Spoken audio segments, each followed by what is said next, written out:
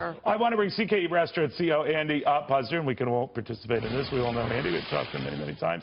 Andy, it's interesting when I talk to, and I know we all here have talked to some of the power brokers in the Republican Party who seem to be, I don't know, settling in on the notion of Donald Trump as their nominee. And I don't mean that to disparage Donald Trump, but in the beginning they were fighting it tooth and nail. I know we were talking about how they're trying to find an alternative candidate, but they seem to be able to live with the prospect of a Donald Trump.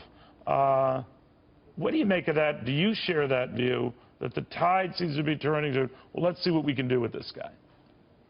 Well, I can tell you, if Donald Trump is the nominee, I'll certainly support him. And I think other people, what everybody's calling establishment Republicans, which I really don't know what this establishment Republican is, but guys like you, to the extent guys that like you, that's who they are. They're rich guys like you. But we're supporting people. I think all, I could vote for Ted Cruz. I could vote for Marco Rubio. I like Marco a lot. I could vote for Donald Trump. I don't know him.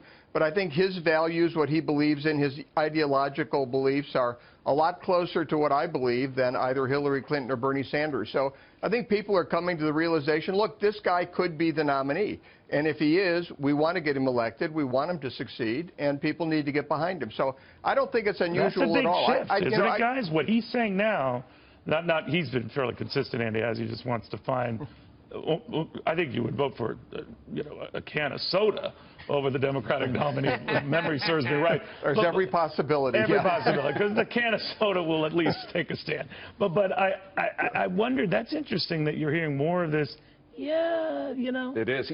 We had Eric Erickson on, a big wig in the conservative Republican. He says he would never vote for Trump under any circumstances, but his number is dwindling.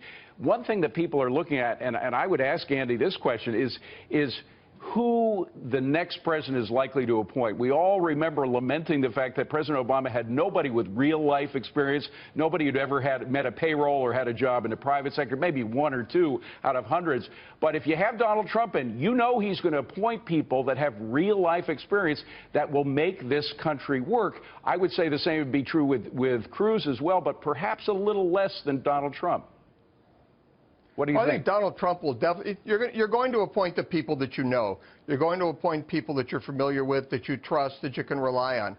And look, this guy's been in business. He's been, a very, very successful businessman for many, many years in the most difficult place to be successful, New York City. So I think and it all starts at the top. The problem with President Obama is we started with somebody at the top who really had no idea what it took to run something. Donald Trump is just the opposite, and I think he'd appoint very good people. I think he'd have a very, very strong cabinet and very, very strong advisors. He certainly knows the people.